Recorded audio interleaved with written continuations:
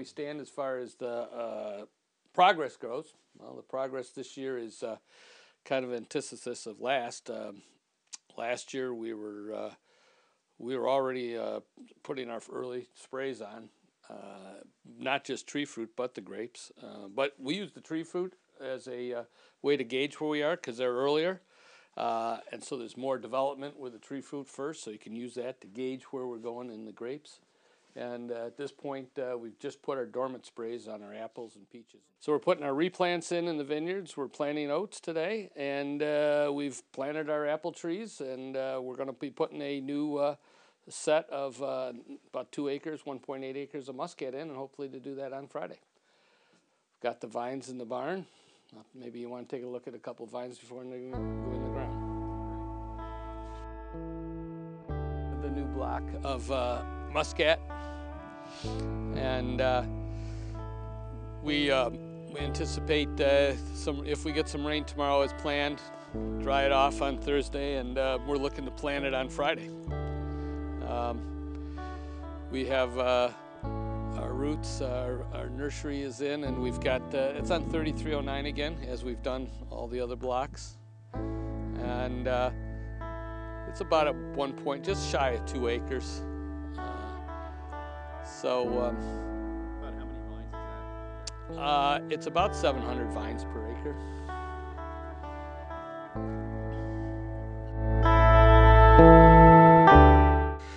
We cover them because we don't want them to see sunlight, and we keep them cool in this partially submerged basement here.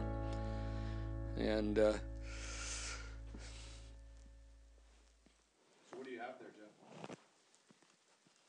so if you want to, can you see them inside? Oh, yeah. Okay. Well, this is a bundle of 25. You can see the nice roots. It's key to have a good root structure. This is, like I mentioned, this is the Muscat on 3309 rootstock. You notice how they trim the scions down to this particular nursery, which I like, leaves 2 or 3 buds. I'd rather have them leave a few extra. I can take care of if it pushes too many.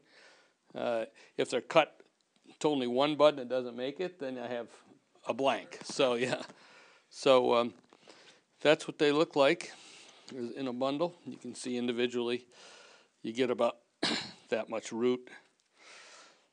That'll be a typical vine right there. And when we plant them, we separate the roots like this. So they go in the ground.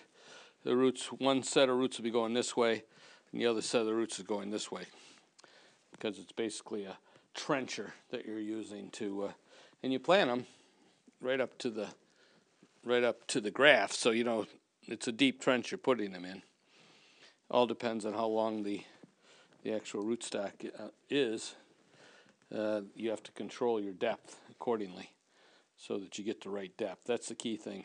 You get a good depth, get good soil contact to the roots and good compaction, and then hope for some nice rains to set them in.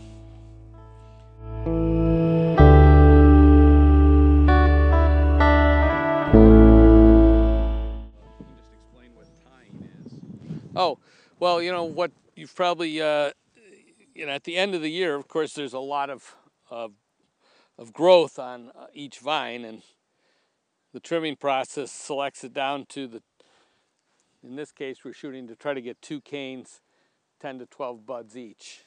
And once they're trimmed out, then we come along and basically in this setup, we're putting 1 string tied to the wire here to support and keep the trunk straight and support the trunk.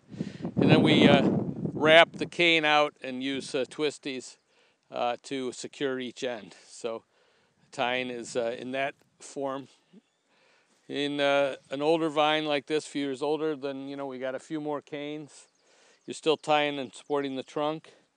And then the other thing, occasionally we'll bring up renewal if we think it's necessary. Younger trunks, you'll see there's lot less renewals. We get into our older vineyards, we're looking for a renewal every vine if we can get it. And it's a safety factor. We may come back next year and feel both these trunks are fine and I've got good selection of canes. We'll cut the renewal off.